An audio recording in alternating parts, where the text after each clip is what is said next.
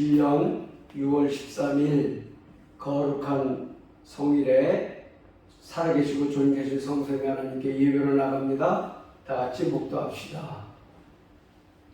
삼가 누가 누구에게든지 악으로 악을 갚지 말게 하고 오직 빛자 대하든지 모든 사람을 대하든지 항상 서로를 조치라. 항상 기뻐하라. 쉬지 말고 기도하라. 범사에 감사하라. 이는 그리스도 예수 안에서 너희를 향하신 하나님의 뜻이니라. 성령을 수놓지 말며 예언을 멸시치 말고 범사에 헤아려 좋은 것을 취하고 악은 어떤 모양이라도 버리라. 평강의 하나님이 친히 너희로 온전히 거룩하게 하시고 또 너희 온 영과 혼과 몸이 우리 주 예수 그리스도 강림하실 때에 흠없게 보존되기를 원하노라. 고마우신 아버지, 코로나 팬데믹으로 인하여 세상이 온통 혼돈 가운데 있는 가운데 저희들을 또 거룩한 예배자로 불러주셔서 살아계신 하나님께 예배하게 하시니 고맙고 감사합니다. 아버지, 예배할 때에 신령과 진정으로 예배하게 하셔서 하나님의 은혜 가운데 거할 수 있도록 축복하여 주시옵소서. 모든 걸 감사드리며 존귀하신 예수님의 이름으로 기도하옵나이다. 아멘. 찬송가 543장으로 영광을 돌립니다.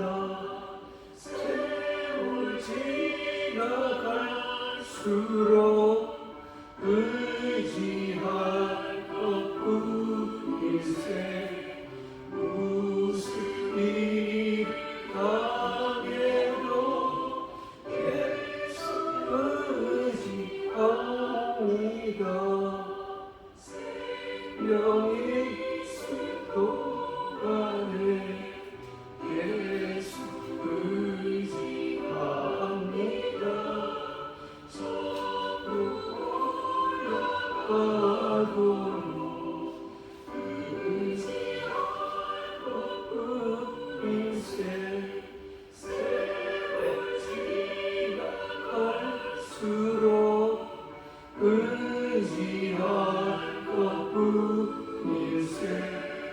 웃음이 강해도 예수를 의지하리라. 하나님께서 우리 가운데 허락한 계시의 말씀은 신약성경 로마서 6장 1절에서 3절 말씀이 됩니다. 자, 우리 함께 봉독합시다.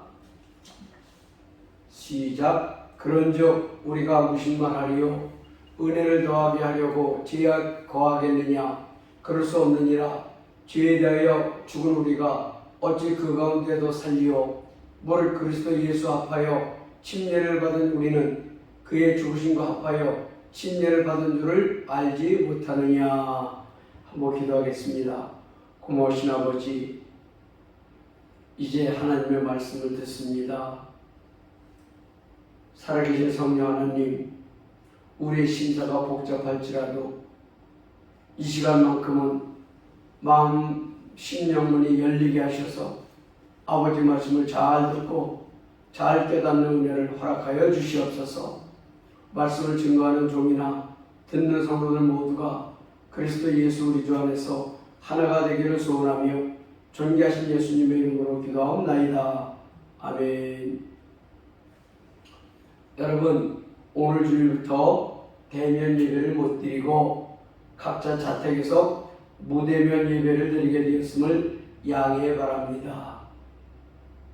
곧 코로나가 퇴치되어 예배당에 와서 예배드릴 날이 오게 될 줄로 믿습니다. 꾸준히 예배가 회복되도록 한 마음으로 기도해 주시기를 바랍니다. 그럴지라도 저와 수시로 통화하시고 카톡하고 제가 매일 보내드리는 메시지로 하루를 시작하시기를 바랍니다. 시편에 이런 말씀이 있습니다. 내가 새벽을 깨우리로다. 자, 새벽에, 아니 하루 일과를 시작하면서 하나님을 만나기 전에 사람을 만나는 것보다 하나님을 만나 하나님의 말씀을 먼저 듣고 우리의 소원을 하나님께 아뢰고 이렇게 하루를 시작하시기를 예수님의 이름으로 축원합니다. 우리 주 예수 안에서 한 주간도 승리하시기를 다시 한번 부탁을 드립니다. 사랑하는 여러분, 지난주 설교를 잠시 상기해 보겠습니다. 내 심령 안에 왕이 누구인가? 정말 온 우주 만물을 만드시고 나를 지으신 그분, 전능하신 하나님이 나의 왕인가? 아니면 아직도 마귀, 사탄이 나의 왕인가? 내 삶의 근원, 뿌리가 어디에 맞닿아 있는가? 내가 평소 누구의 음성을 듣고 크던 작던 행하고 마음에서 우러나오고 있는가를 깊이 살펴보시기 바랍니다. 그래서 죄의 본질, 하나님을 안 믿는 것이 죄다. 요한복음 16장 9절에서 예수님 말씀하십니다. 에덴 동산에서도 우리가 하나님을 불신앙하고 안 믿고 불순종하여 선악과를 따먹고 하나님으로부터 추방당하고 하나님과 원수가 되었습니다.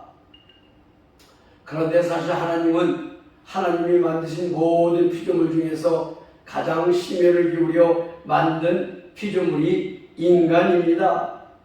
하나님의 영을 불어넣은 존재도 인간밖에 없기에 계속해서 하나님은 인간들을 사랑하십니다. 문제는 하나님의 공의 앞에 서려면 인간들의 죄의 문제가 해결되어야 합니다. 그리고 그 죄 때문에 사망이 왔습니다. 히브리서 9장 27절입니다. 한 번 죽는 것은 사람에게 정하신 것이요 그 후에는 심판이 있으리니. 안 죽는 사람 있습니까, 여러분? 왜 죽습니까? 죄 때문에 다 죽게 된 것입니다. 죽으면 심판이 있습니다.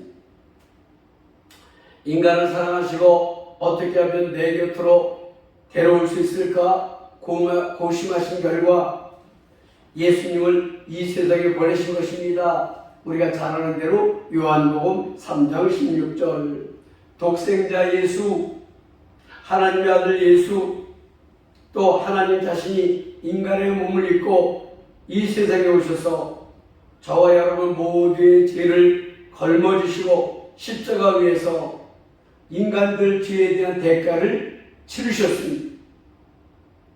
우리의 죄, 과거로부터 현재, 미래의 질 죄까지도 다 묶어서 단번에 예수님 자신을 생축으로 들이셔서 우리 죄값을 치르셨습니다. 그 사실을 믿으면 이제 내가 예수와 함께 죽어야 하는 것입니다. 자, 예수는 하나님이시라고 스스로 몇 번에 걸쳐서 말씀하시고 공생애 동안 수많은 기적을 베푸셨습니다. 잘 아시는 대로 죽은 나사로를 살리시고 오병의 기적을 베푸시고 예수님에게로 달려오는 수많은 병자를 고쳐주시고 무리를 고르시고 귀신들이 예수님을 먼저 알아봤습니다. 벌써 당신의 때가 되었나이까? 잠잠하라. 귀신들을 다 내쫓으셨습니다. 자, 십자가로 마무리하시고 십자가에서 운명하시고 무덤에서 장사한 지 3일 만에 다시 부활하셨습니다. 그리고 지상사역을 40일간에 걸쳐서 마무리하시고 제자들이 눈으로 보는 가운데 베단이라는 동네에서 천국으로 올라가셨습니다. 그리고 예수님이 약속하셨지요. 요한복음 13장부터 16장까지 성령님이 이제 강림하셔서 저와 여러분 속으로 들어오셨습니다. 이 이야기는 제가 여러 번 걸쳐서 말씀드렸습니다. 왜냐하면 그것을 잘 깨달아야 합니다. 그래서 성령 하나님을 알아야 하고 또 성자 예수님도 알아야 하고 하나님도 알아야 되기 때문입니다. 그런데 구세주 예수가 우리를 살려주시는데 우리는 스스로 그 어떤 방법으로도 살 수가 없습니다. 돌을 닦아도 안 되고 훈련도 안 되고 빌어도 안 되는데 예수를 믿고 성령을 내 심령 안으로 모셔드리면 죽었던 우리 영이 살아납니다. 하나님의 영이 내 안에 계신 것을 이제 살아난 내 영이 알게 된다고 말씀하십니다. 맞습니다.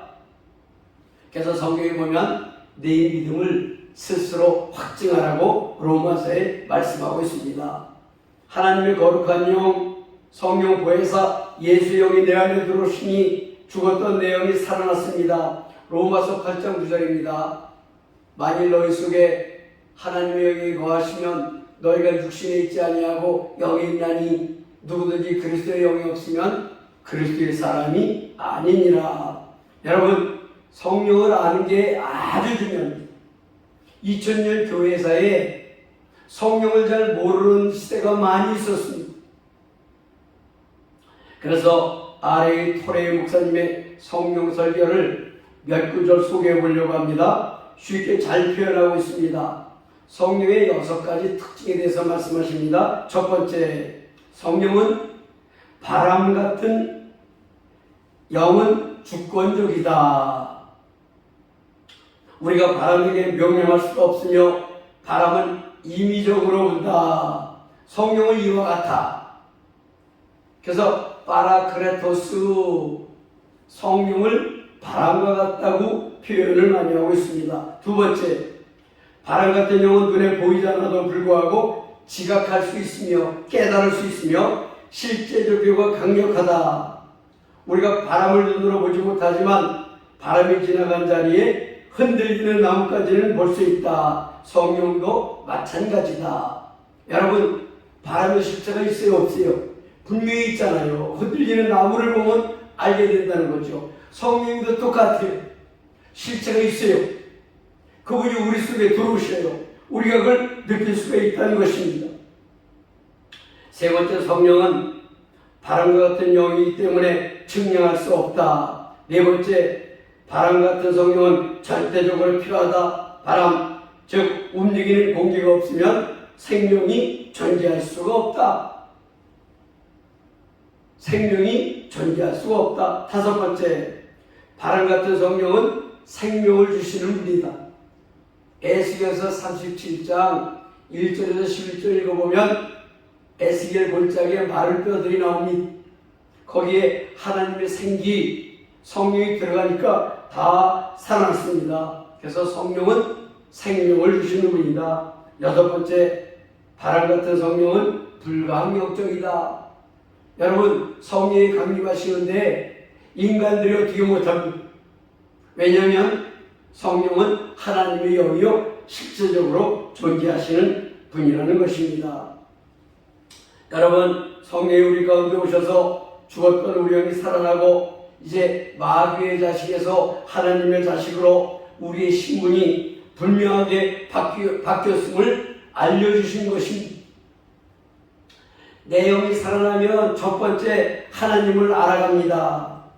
성령의 역사를 체험하게 됩니다. 하나님의 말씀이 들리고 성경이 깨달아집니다. 목사님의 설교가 들리고 이해가 되고 믿음이 자라게 되는 것입니다. 그리고 또 아주 중요한 것은 내가 죄인인지를 알게 된다는 것입니다. 어떻게 나 같은 죄 속에 하나님의 영, 성령이 들어오시는가? 이게 기적이요. 이걸 알게 되면 이게 하나님의 은혜를 깨달아 알게 된다는 것입니다.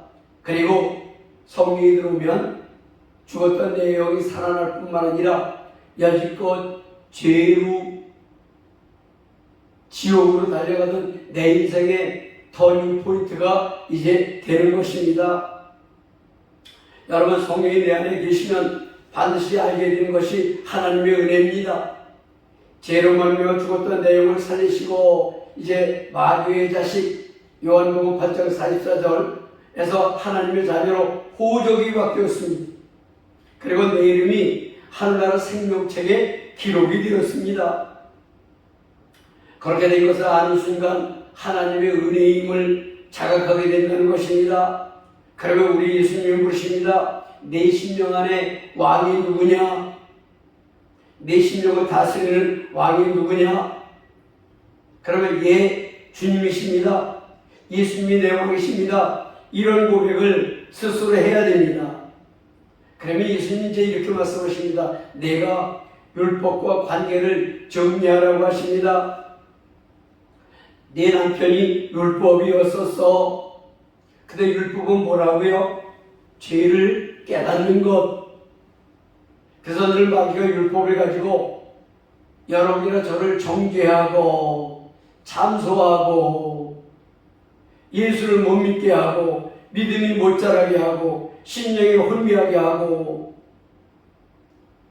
그런 가운데 성령님이 내 속에 들어오셨습니다. 그래서 말씀하십니다. 율법과 관계를 청산하라고 하십니다. 그것은 곧 마귀와 관계를 청산하는 것과 같은 것입니다. 그것은 내가 예수님이 십자가에 못 박혀 운명하신 것을 믿는 순간에 나도 죽는 것입니다. 예수님 죽었을 때 나도 죽는 것을 의미하는 것입니다. 마귀와 함께 살던 나는 죽었어. 내가 진정으로 죽으면 나와 함께 살던 마귀는 떠나게 됩니다. 율법은 떠나게 됩니다. 여러분, 그래서 죽어야 하는 것입니다. 여러분 다 죽으셨습니까? 내 육신적인 사람을 장사 지내셨습니까? 그것이 로마서 6장의 내용입니다. 죽고 내 안에 예수님은 살아야 합니다. 로마서 6장 4절로 갑니다. 시작. 그러므로 우리가 그의 죽으심과 합하여 침례를 받음으로 그와 함께 장사되었나니 이는 아버지의 영광으로 말미암아 그리스도를 죽은 자 가운데서 살리신 것 같이 우리로 또한 새 생명 가운데서 행하게 하려 함이라.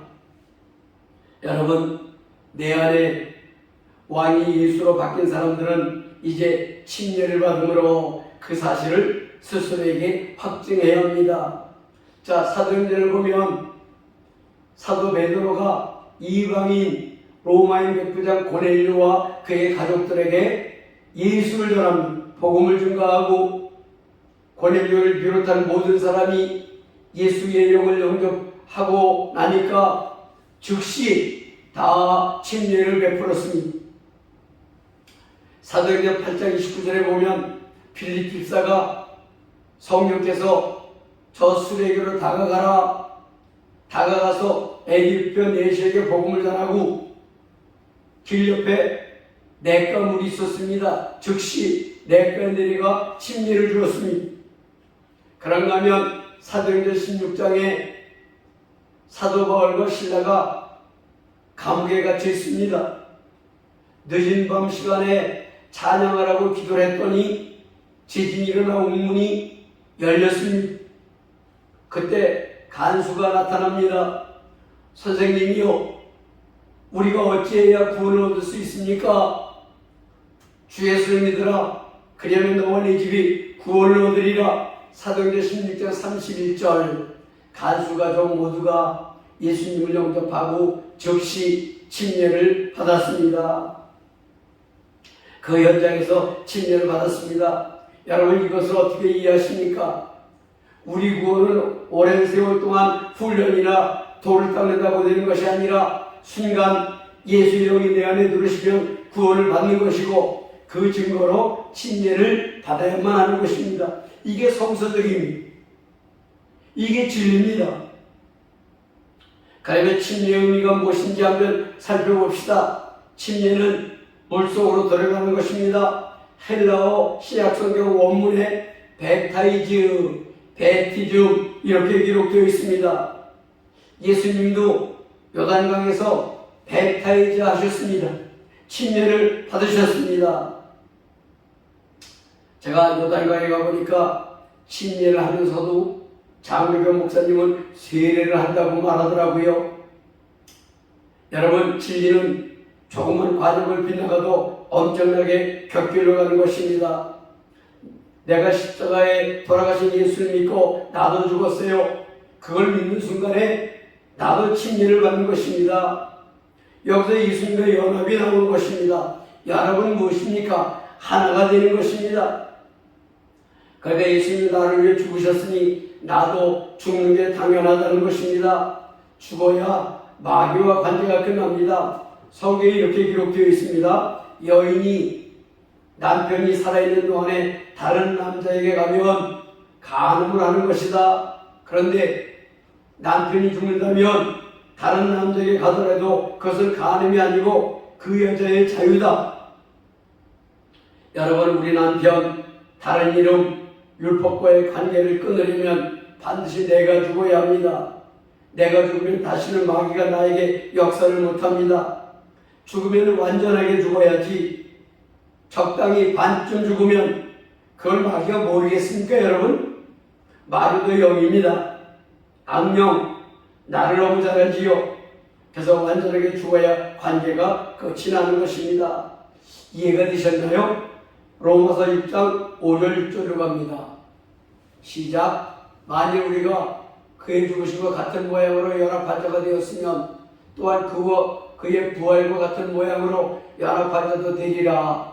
우리가 알거니와 우리의 옛사람이 예수와 함께 십자가에 못 박힌 것은 죄의 몸이 주고 다시는 우리가 죄에게 종노릇하지 아니하려 함이니.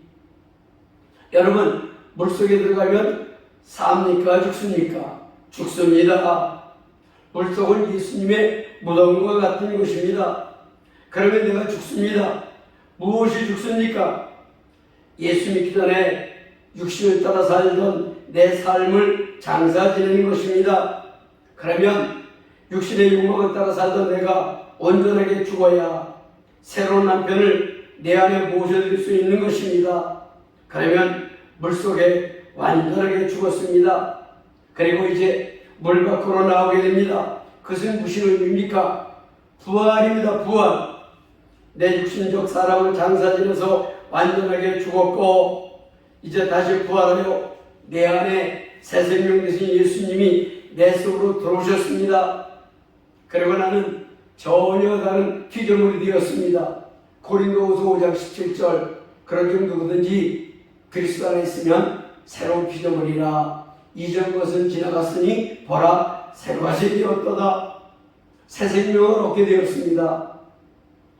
그래서 부활하신 예수님과 한 몸을 이루는 것입니다. 완전한 연합입니다. 자, 로마서 6장 7절 9절로 갑니다. 시작. 이는 죽은 자가 죄에서 벗어나 의롭다 하심을 얻었음이라. 만일 우리가 그리스도와 함께 죽었으면 또한 그와 함께 살 줄을 믿노니 이는 그리스도께서 죽은 자 가운데서 살아나셨음에 다시 죽지 아니하시고 사망이 다시 그를 주장하지 못할 줄을 알미로라. 사망이 다시 그를 주장한다. 참 성경이 이상해요. 마귀가 그를 주장한다, 죄가 그를 주장한다 그러면 되는데 사망이 그를 주장한다고 기록이 되어 있습니다. 여러분, 내 죄는 물속에서 장사 지냈지요. 그러면 그 죄가 내 삶에 영향력을 끼치면 되겠습니까? 안 되겠습니까? 타락한 육체의 혼성이 잘 안 죽지요. 그래서 육을 따라 살면 사망이라고 로마서 8장에 기록이 되어 있습니다. 사랑하는 여러분, 내 안에 내 왕이 누구냐? 그분이 우리 삶을 주관하시면 이제 이 죄인의 속성에서 우리 삶을 온전하게 변화시키는 일을 하십니다. 그것이 지난주에 말씀드렸던 환난, 인내, 연단, 소망을 갖게 하시는 것입니다. 자, 육신을 따라 살면 아무 낙도 없습니다. 결국 성령님이 완전한 슈퍼파워를 가지신 전능하신 하나님이시기에 우리 사람을 근원부터 바꾸신 것입니다. 그것을 알게 되면 우리가 육신대로 살게 됩니까? 영적으로 살게 됩니까? 영적으로 살게 된다는 것을 예수님이 모든 것을 몸소 행하셔서 보여주시고 성령님이 오셔서 똑같은 방법으로 그 모든 것을 알게 해주시는 것입니다. 자, 로마서 6장 10절 11절로 갑니다. 시작. 그가 죽으심은 죄에 대하여 단번에 죽으심이요 그가 살아계심은 하나님께 대하여 살아계심이니 이와 같이 너희도 너희 자신을 죄에 대하여는 죽은 자요 그래서 예수 안에서 하나님께 대하여는 살아있는 자로 여길지어다. 자, 여기서 죄인이라는 말 대신에 마귀를 넣어서 한번 읽어볼게요. 그의 죽으심은 마귀에 대하여 단번에 죽으심이요 그가 살아계심은 하나님께 대하여 살아계심이니 이와 같이 너희도 너희 자신을 마귀에 대하여는 죽은 자요 그래서 예수 안에서 하나님께 대하여는 살아있는 자로 여길지어다. 조금 이해가 더 빠르지요? 여러분, 죄에 대해서는 단번에 죽은 자입니다. 이 말은 우리가 마귀에 대해서는 단번에 죽은 자요. 마귀는 죄입니다. 죄. 속성이 그렇다는 거예요. 하나님은 생명이십니다. 마귀는 죄로 우리를 올가매지만 성령 안으로 들어오신 우리 하나님은 우리에게 자유를 주십니다. 그래서 성령 안에서만 평강을 누리게 되는 것입니다. 살아있는 내용이 죄를 지으면 괴로워요, 안 괴로워요? 아무 가책도 안 느끼시나요? 그러면 죄를 계속 짓는 사람이 있다면 그 영혼은 아직 마귀에 대하여 죽은 것이 아닙니다. 예수가 심령 안에서 왕노릇하는 것이 아닙니다. 그런 사람은 누가 왕입니까? 마귀가 왕입니다, 여러분. 마귀가 왕이에요. 이것을 영적으로 잘 분간하셔야 합니다. 제가 심혈을 기울여 로마서를 설교하는 것은 이것을 분명하게 알려드리려고 하는 것입니다. 설교 준비 자체도 힘들어요. 왜요? 구약의 역사적인 사실을 설교하기는 얼마나 쉽습니까? 그런데 로마서는 전부 영적인 내용들입니다. 그런데 이게 기독교의 핵심인 것입니다. 이것이 흔들리면 모두가 흔들립니다. 그리고 이것이 흔들렸던 교회가 있습니다. 신약성경에 어떤 교회 있지요? 갈라디아 교회. 그런데 이런 대부분의 교회가 갈라디아 교회처럼 혼돈 가운데 있습니다. 기복신앙, 번영주의, 합리주의, 황금주의, 바알 아세라가 여전히 판치고 있습니다. 여러분, 복음은 예수 그리스도요. 마귀의 자식이었던 내가 마귀와 관계를 끊고 관계를 청산하고 이제부터는 예수로 온전하게 바꿔야 하는 것입니다. 결론입니다. 내 안의 왕이 누구냐? 내 안의 왕이 성령님이라면 내가 온전하게 침략받고 이제부터는 육신적인 삶을 깨끗하게 청산하고 영적인 존재로 영적인 것을 추구하고 예수 이름을 빛내는 존재로 온전하게 바꾸라고 하시는 것입니다. 동의하십니까 여러분? 마음속의 왕이 누구냐? 이거 스스로 한번 자신을 점검해 보셔야 됩니다. 만약에 내 안에 왕이 성령님이라면 그 성령님을 따르시길 바랍니다. 쉽지 않을 수도 있습니다. 왜? 과거에 마귀와 살아왔던 삶이 너무 익숙하고 고착되어 있는 것들이 많아서 우리 스스로는 아무 변화도 할 수 없습니다. 그런데 우리 안에 들어오신 분은 전능하신 하나님이시잖아요. 그분에게 인생의 주도권을 온전하게 맡기는 것입니다. 그리고 그분의 음성에 무조건 순종하시길 바랍니다. 그러면 거룩한 하나님의 영이 온전하게 속사람 가운데 역사하시는 모습을 볼 수 있고 알 수가 있습니다. 온전하게 변의 삶을 살게 되는 것입니다. 그리하여 늘 승리하는 여러분 모두가 되시기를 예수님의 이름으로 축원합니다. 아멘. 한번 기도하겠습니다. 하나님, 그렇습니다. 육신적인 삶을 침례를 받음으로 물속에 장사 지냈습니다. 내 육신적인 삶은 완전히 죽었습니다. 그리고 이제 물 밖으로 나와 부활했습니다. 내 안에 거룩하신 하나님의 영이 죽었던 내 영을 살리시고 제 안에 왕은 예수님이십니다. 성령님이십니다. 아버지, 우리가 육신의 소욕은 죽이고 성령의 소욕대로 온전하게 살아갈 수 있도록 도와주시고 역사하여 주시옵소서. 귀한 말씀 주신 하나님께 감사드리며 존귀하신 예수님의 이름으로 기도합나이다. 아멘. 찬송가 545장을 힘차게 부르겠습니다.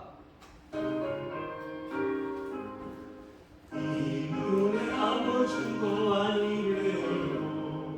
믿음만을 가지고 손을 걸으며 이 귀에 아무 소리 아니 들려도 하나님의 약속 위에 서리라. 걸어가세 믿음 위에 서서 나가세 나가세 의심거리고 걸어가세 믿음 위에 서서 윤곽이 아무 증거 없어도 이 눈이 보기에는 어떠하든지 이미는 증거대로니 믿으며 이 맘에 의심 없이 살아갈 때에 우리 소망 주 안에서 이루리. 걸어가세 믿음 위에 서서 나가세 나가세 의심거리고 걸어가세 믿음 위에 서서 눈과 귀에 아무 증거 없어도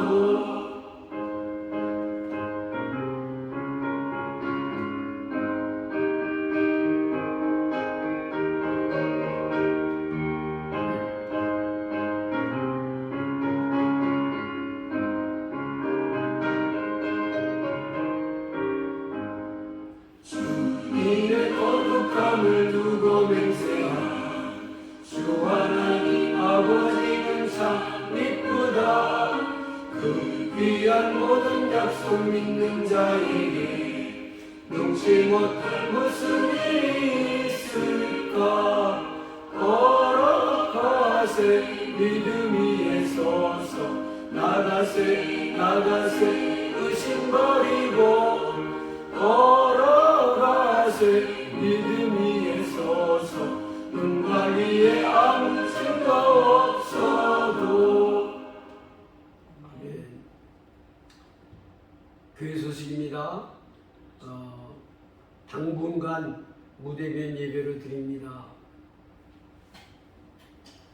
교회 소식입니다. 당분간 무대면 예배로 드립니다. 음향을 위하여 수고하는 정윤아 형제를 위해서 기도해 주시길 바랍니다. 그리고 이제 광고를 여러분들에게 다 공개하겠습니다. 헌금은 은행으로 보내주시기를 부탁을 드립니다. 월요일날 하려고 했던 교회 연합회 원래는 연기되었습니다. 그렇게 알아주시길 바라고, 네, 이제 어린아이들 위해서 기도를 많이 해주시기 아버지, 이런 모양 저런 제목으로 하나님 앞에 귀한 예물을 올려드립니다. 11조 예물을 드린 손길 하나님 말씀처럼 쌓을 것이 없도록 부어주시길 원하며, 자그만 일에 감사하여 감사물을 드린 손길들 감사의 제목이 계속해서 생겨나게 하시고, 주정헌금과 제목헌금 또 연복에 손을 놓은 모든 손길들, 하늘의 신령한 것들과 땅에 기름진 것들이 저들의 삶 가운데 흔들어 넘치도록 저와 역사하여 주시옵소서.